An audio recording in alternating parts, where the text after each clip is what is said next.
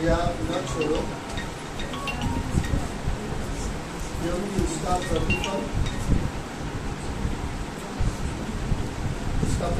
बड़ा है। एक विश्वासी को निराश न छोड़ना जरूरी है, और उसका प्रतिफल यानी कि परमेश्वर जो प्रतिफल देता है उसका प्रतिफल बड़ा है।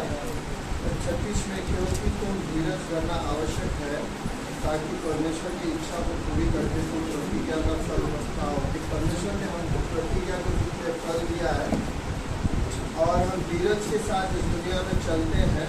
ये आवश्यक है धीरज रखना, कि परमेश्वर का इच्छा को हम इस दुनिया में पूरी करें। परमेश्वर की इच्छा इस दुनिया में परमेश्वर ने उसकी इच्छा के अनुसार रखा है। क्या आप लोग मानते हैं कि इस परमेश्वर ने आपको एक इच्छा के रूप में दुनिया में रखा है?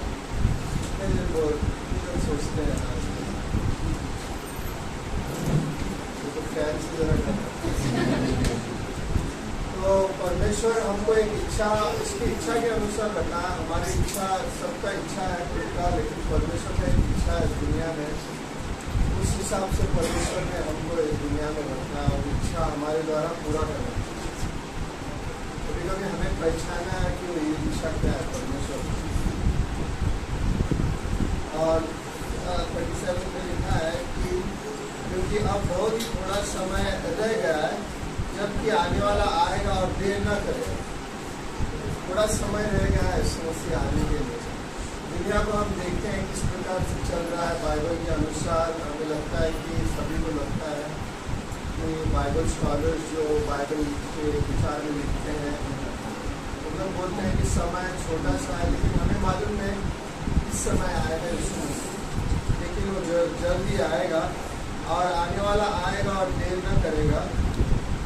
और 38 में पर मेरे धर्मी जन विश्वास से जीवित रहेंगे, और यदि वो पीछे हट जाए तो मेरे मन उससे प्रसन्न होगा। हम लोग विश्वास से जिएंगे हर एक लोग, लेकिन अगर हम लोग पीछे हट जाए तो परमेश्वर उससे क्या होगा? प्रसन्न होगा। ऐसा नहीं कि परमेश्वर क्रोध करेगा उस व्यक्ति को, क्रोध से देखेगा, ऐसा कुछ नहीं। लेकिन परमेश्वर अपने देखेगा एक तरह से प्रसन्न होगा आदमी। ये वो पीछे हट रहा है, पीछे जाए। 29 पर हम हटने वाले नहीं। क्या हम लोग पीछे हटने वाले हैं? पीछे हटने वाले नहीं। हम लोग पीछे हटने वाले नहीं कि नाश हो जाए, पर विश्वास करने वाले हैं कि प्राण को बचाए। हम लोग विश्वास करके प्राण को बचाए। किसके प्राण को? हमारे प्राण को तो बचाते ही हैं, विश्वास करके चलते हैं। लेकिन जो बहुत से आदमी लोग इस दुनिया में विश्वास नहीं करते, उनका प्राण को हम बचाते हैं एक रूप से। हम परमेश्वर का जो संदेश है उनको सुनाते हैं, यीशु मसीह कौन है और यीशु मसीह ने उनके लिए उस पर क्या किया है, वो संदेश हम सुनाते हैं और उस प्राण को बचाते हैं, उनके नरक से बचाते हैं और उनको यीशु मसीह के जीवन में लाते हैं। उस समय एक तरह से करीब है यीशु मसीह का आना। तो किस प्रकार हमें इस दुनिया में एक तरह से जीना है? हमें अगर हम आज अगर ठीक रूप से जीते हैं, परमेश्वर की इच्छा के अनुसार, परमेश्वर जो चाहता है उस रूप से हम लोग अगर जीते हैं, तो हमारा कल, आने वाला कल और उसके बाद में महीना वो साल हो, उस रूप से चलता है कि जो हमने आज किया। सोचो ना, मैं अगर आज मैंने समय परमेश्वर के साथ समय नहीं बिताया, तो कल का आना एक तरह से आज के ऊपर निर्भर है। मैंने समय उसी के साथ नहीं बिताया, तो मेरे जीवन के अंदर और परमेश्वर का जो होना है वो नहीं होता है, क्योंकि मैंने परमेश्वर के साथ समय बिताया, बाकी सब में समय बिताया। तो परमेश्वर एक तरह से एफिसियंस 4:23 में बोलता है कि परमेश्वर बोलता है कि हम हमेशा हर एक दिन नए रूप से नया होना हमें जरूरी है। इसका मतलब है कि हमारा माइंड है, इसको नया करना जरूरी है। आपको ये पता नहीं होगा कि आपके शरीर में जब आप सोते हैं और सवेरे उठते हैं, तो आपके शरीर के अंदर आपका शरीर ऐसे काम करते जाता है ताकि आप दूसरे दिन एक तरह से आपका शरीर में बहुत चीज़ नया हो। आपके अंदर कुछ बीमारी है वो बीमारी निकालता है, मैं अब हमारे अंदर डेड सेल्स जो बोलता है उसको निकालता है, और ये काम करते रहता है हमारे शरीर में, ताकि हम दूसरे दिन उठते हैं तो हम एक तरह से नए रूप से उठते हैं। ये हमारे शरीर में होते रहते हैं और चलते रहता है हमारे शरीर में। अगर आप साइंस पढ़े होंगे तो उस रूप से परमेश्वर चाहता है हम लोग नए होते जाओ। हर एक दिन परमेश्वर ने हमको दिया है। रोमाई 10:17 से हम जानते हैं कि विश्वास करते हैं, विश्वास वचन सुनने से आता है। याकूब 1:22 में लिखा है केवल हम सुनते ही नहीं, लेकिन उस विश्वास में हम लोग वचन सुनते हैं और वचन में हम लोग चलते हैं ना? मैं इसको मेरे माइंड में नॉलेज के रूप में मैं बहुत ले सकता हूँ, मैं बहुत पढ़ सकता हूँ, लेकिन हो सकता है मैं वो एक भी वचन के ऊपर चलूँ ना, हो सकता है। मैं जानता हूँ ये वचन ऐसा बोल रहा है, लेकिन मुझे उस पर चलना नहीं हो सकता। उस वचन का क्या उपयोग होगा कि मेरे वचन का उपयोग नहीं, क्योंकि मैं वचन में चलता। मैं जानता हूँ वचन क्या बोलता है, लेकिन मुझे उस पर इच्छा नहीं। वचन बोलता है, यीशु मसीह बोलता है मेरे वचन को पढ़ो और मेरे वचन को जानो, ये वचन क्या है। और मैं उसमें पढ़ता नहीं, मैं जानता नहीं वचन, उसमें फिर परमेश्वर के हिसाब से कुछ उपयोग नहीं होता। हमारे जीवन में हम लोग कुछ ना तो कुछ बनाने की कोशिश करते हैं ना, कुछ ना तो कुछ हम लोग बोलते हैं कि मेरे जीवन में कुछ ना तो कुछ होना चाहिए। और एक तरह से सभी को अपना जीवन बनाना चाहिए और बनाते रहना चाहिए, और उसके लिए कोशिश करते रहना चाहिए। और परमेश्वर भी ये चाहता है कि हम हमारा जीवन यीशु मसीह में बनाए, उनके साथ में उसका नींव डाले और उस नींव के अनुसार चले। अगर हम लोग ऐसे चलते हैं तो हम व्यवसाय से जीवन पाएंगे, और रोमाइयों 8:31 से 29 तक हम हमेशा जीत की तरफ हमारा जीवन रहेगा, और हम हमेशा परमेश्वर से सीखते रहेंगे नई चीज परमेश्वर जो चाहता है। और परमेश्वर ये बोलता है याकूब 4:8 में हम परमेश्वर के करीब आए, और परमेश्वर क्या है कि हमारे करीब, जब हम परमेश्वर के करीब जाते हैं तो परमेश्वर हमारे करीब आते हैं, क्योंकि वो पीछे नहीं होते। इब्रानियों 3:7 से 11 तक, इब्रानियों 3:7 से 11 तक परमेश्वर ने इनको एक वार्निंग दिया था।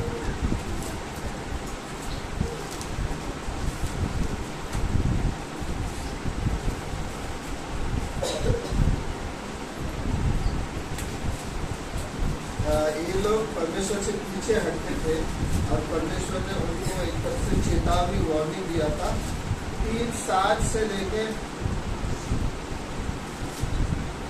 आज जैसा पवित्र आत्मा कहता है, यदि आज तुम उसका शब्द सुनो, आज परमेश्वर का शब्द सुनो से पवित्र आत्मा कहता, मैं नहीं कहता।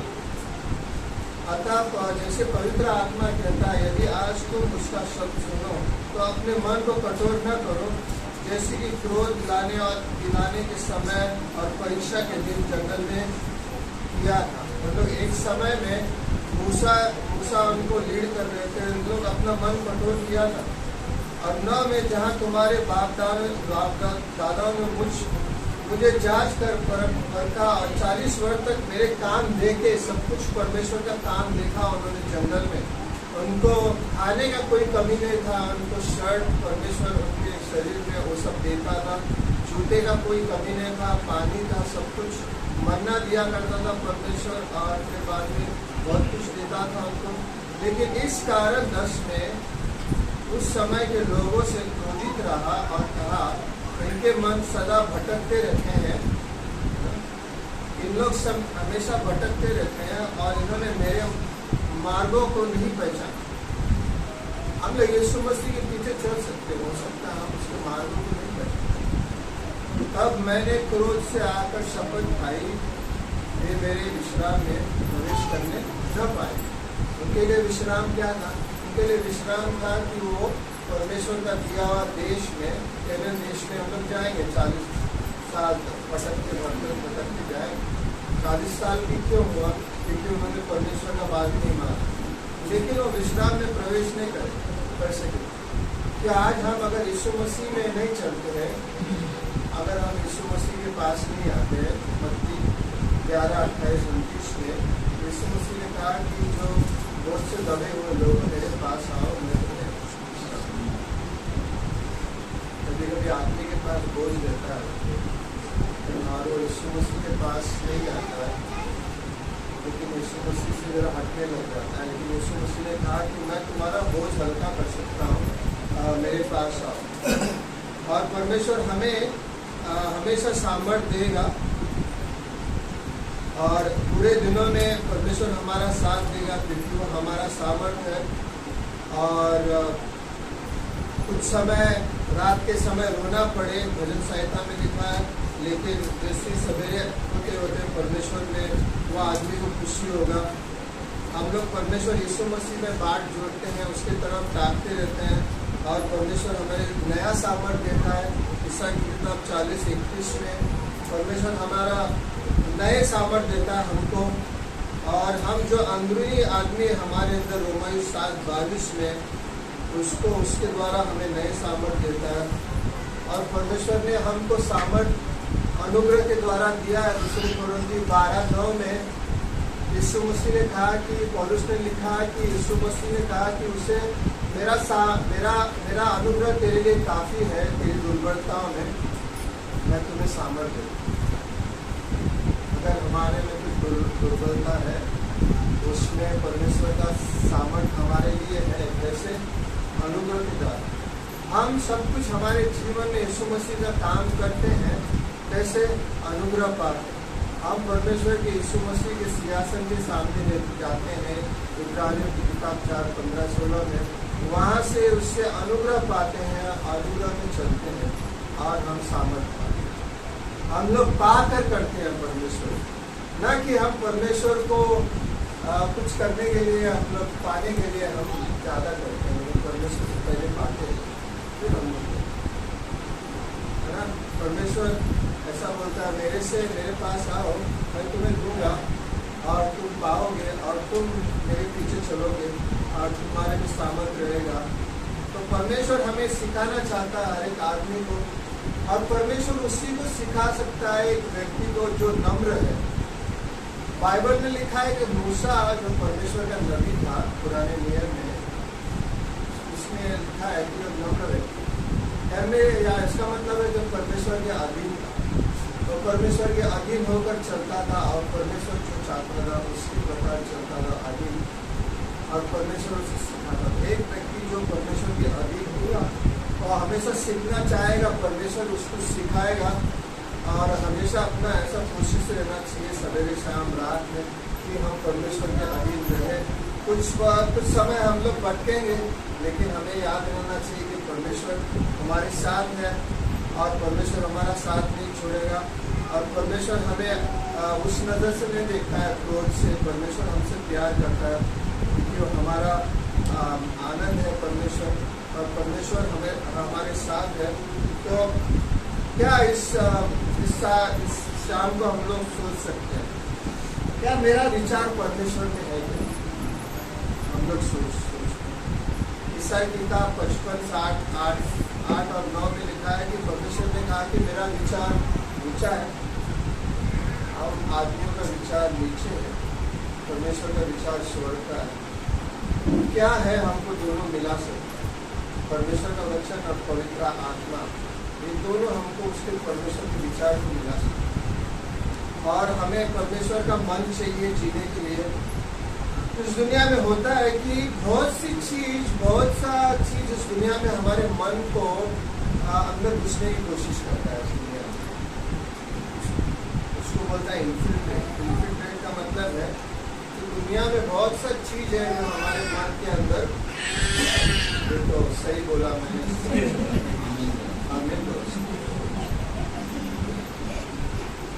तो कुछ चीजें हमारे मन में घुसने की कोशिश करता है हमेशा। और जैसे हम लोग अगर घुसने वो दुनिया से आएगा, तो हम लोग अपना जो परमेश्वर ने मकसद दिया है शायद उसको भी हम लोग पूरी तरह से एक तरह से भूल सकते हैं। और कभी कभी ये चीज़ हमको पैरालाइज समझता है कि एक आदमी लकवा मारता है, ये एक तरह से हम लोग को परमेश्वर में चलने के लिए हमको पैरालाइज कर देगा। और ये विचार क्योंकि परमेश्वर की तरफ से नहीं है, हम ये नहीं बोलते कि हमको पैरालाइज कर देगा परमेश्वर चलने के लिए, ऐसा नहीं है।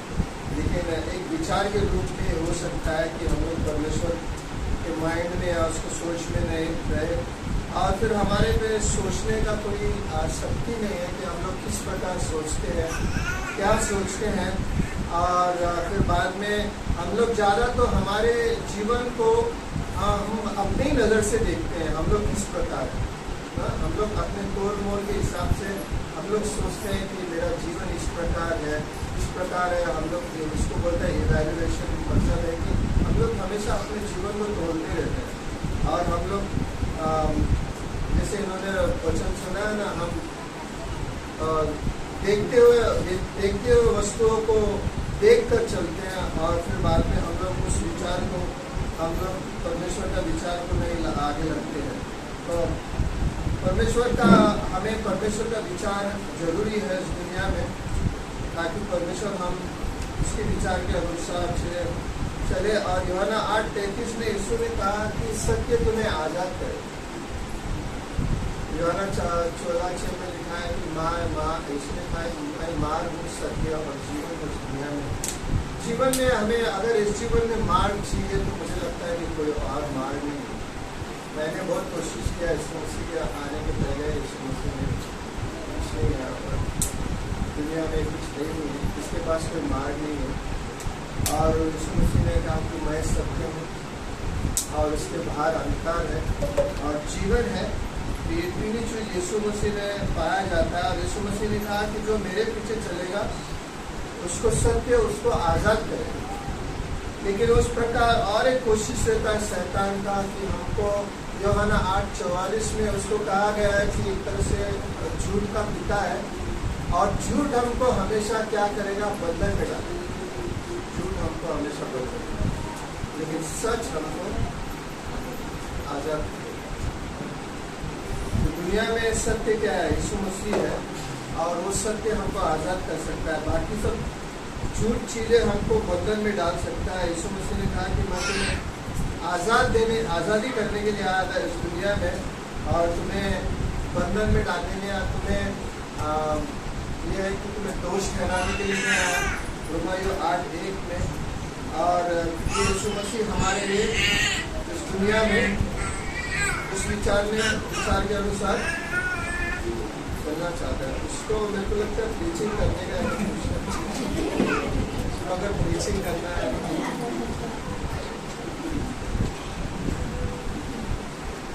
तो बोलते हैं बच्चे लोग को कुछ चीज समझना है, ऐसा मत उनको अनपढ़ मत सोचो, छोटा बच्चा है ऐसा तो अनपढ़ मत सोचो। हम लोग बहुत चीज समझते हैं, बच्चे लोग ऐसा नहीं कि नहीं समझते। कहा जाता है, अभी स्टडी करते हैं, बोलते हैं कि हम लोग आवाज़ भी सुनते हैं, पेट में जब रहते हैं हम लोग उसका भी आवाज़ सुनते हैं, उसका सब लोग कनेक्शन रहता है। ऐसा मत सोचा कि हम लोग कुछ नहीं। और तो आखिर में हम लोग एफिसियों 5 में पढ़ेंगे, एफिसियों 5 15 से 17 में, 14 से 17 में।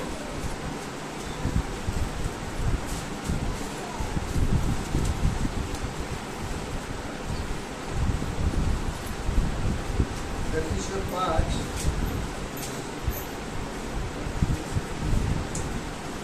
अभी ऐसा लिखा है पौलुस ने, इस दुनिया में अपना चाल चलन कैसे है, हम लोग किस प्रकार चाल चलन चलते हैं।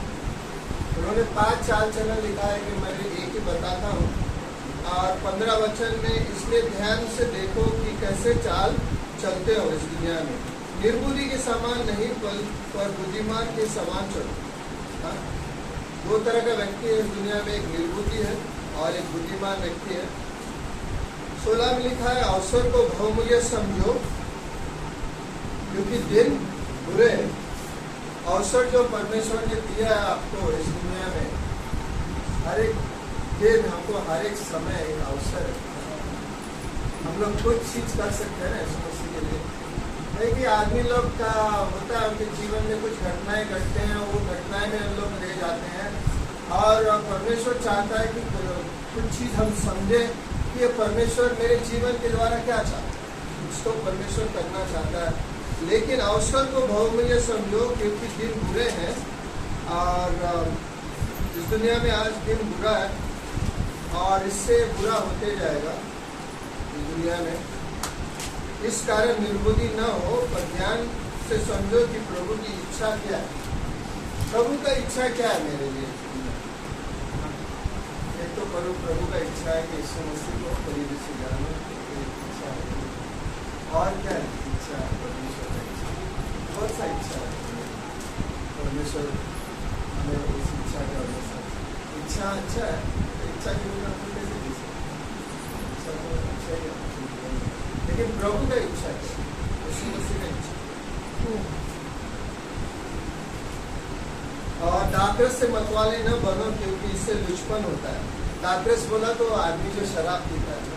अब कभी कभी देखा है, एक आदमी रहता है, वो इतना ऐसे ऐसे उसको रख दो तो आदमी कुछ कर ही नहीं सकता। वो आदमी का कुछ आदमी को ऐसे रख दो, कुछ कर ही नहीं सकता। वो ऐसे ही बैठा रहेगा, कुछ बोलेगा नहीं।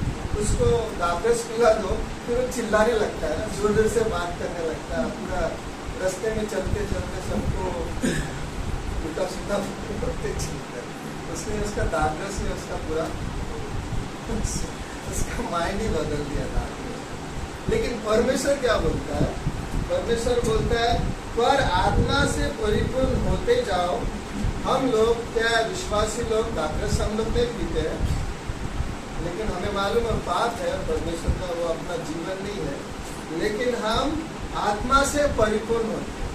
हम लोग आत्मा में जब परिपूर्ण होते हैं तो हम लोग वही तरह से, एक तरह से अपना जीवन, आज़ादी का जीवन, यीशु मसीह का जीवन हमसे क्या होता है? प्रकट होता है।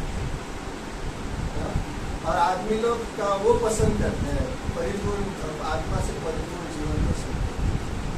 और हर एक विश्वासी का ये इच्छा होना चाहिए, मुझे आत्मा में परिपूर्ण होना है और परमेश्वर का जीवन मेरे से निकल कर दूसरे को आशीष हो मेरे से। कभी कभी हम लोग जाकर किसी के लिए प्रार्थना कर सकते हैं, हॉस्पिटल में करते हैं, हम लोग भी जाकर कर सकते हैं, हम लोग खुद जाकर कर सकते हैं। और किसको कुछ मदद करना है, हम लोग जाकर कुछ मदद कर सकते हैं।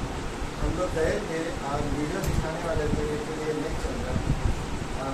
तो हम लोग बिहार और रांची में ट्रिप के लिए गए थे और मैंने बताया नहीं।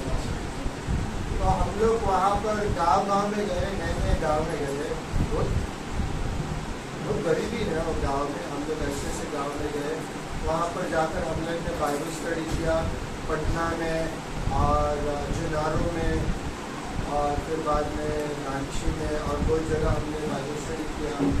कुछ गांव में तो ऐसे एक गांव में हम लोग गए थे, वहाँ पे 2 बेटियाँ थी और उनका पिता भी मर चुका था, तो उनके पास कोई पैसा नहीं था, तो हम स्कूल भी तो हम लोग बात कर रहे थे। हम लोग बोला तो हम लोग कुछ करेंगे, हम लोग के लिए छोटा सा चीज़ हम लोग कर सकते हैं, कुछ तो हेल्प कर सकते हैं। परमेश्वर ने हमको बॉम्बे शहर में रखा है, कुछ चीज़ हमारे पास आमदनी के रूप में बहुत कुछ है और वहाँ पर तो कुछ नहीं है। वहाँ पर तो उनके पास खेत करना पड़ता है और खेत का जो पैसा उसी सा पूरा साल भर चलाना पड़ता है, ज़्यादा होते, लेकिन उनके पास इतना आमदनी नहीं है। कुछ चीज़ तो हमको इधर से कर सकते हैं, इधर से परमेश्वर हमें परमेश्वर ने वो मौका दिया। हम लोग गाँव में गए, परमेश्वर का वचन सुनाया और आज वीडियो दिखा सकते थे, तुम लोग बहुत खुश होते थे वीडियो। और फिर रांची में गए, लीडरशिप टाइम किया, वहाँ पर भी हम बहुत जगह गए। हम करीब 8 दिन थे। हम पटना में, बिहार में 4 दिन थे, रांची में 4 दिन थे। सब जगह हम लोग जाकर घूमे और सभी को परमेश्वर का संदेश दिखाया और परमेश्वर ने हमें भी दिखाया कि वो कैसे कार्य कर रहे हैं, उसी तरह हम लोग किस प्रकार कर सकते हैं। तो ना परमेश्वर का जीवन सभी के लिए है, परमेश्वर ने हर एक को मौका दिया है। तो परमेश्वर चाहता है कि हम उस रूप से जिए इस दुनिया में जो यीशु मसीह हमें सिखाना चाहता है, अगर हम उससे सीख कर, यीशु मसीह से सीख कर चलें तो हम लोग जीवन पाएंगे इस दुनिया में।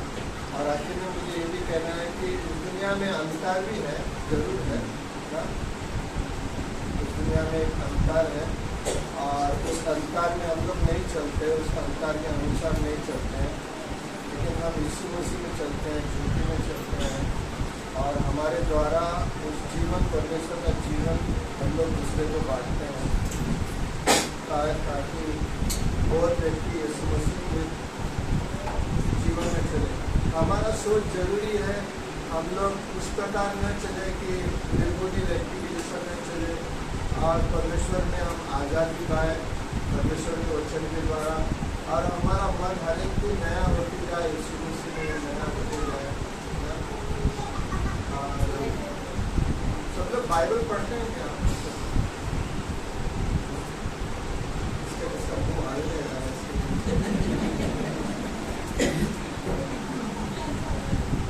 आदमी लोग बोलते हैं मुझे समय नहीं मिलता, बोलते हैं कि समय उतना ही रहता है सभी आदमी के लिए, जितना आपको समय है उतना ही मिलेगा, लेकिन समय को किस प्रकार उपयोग करेंगे वो इम्पॉर्टेंट है।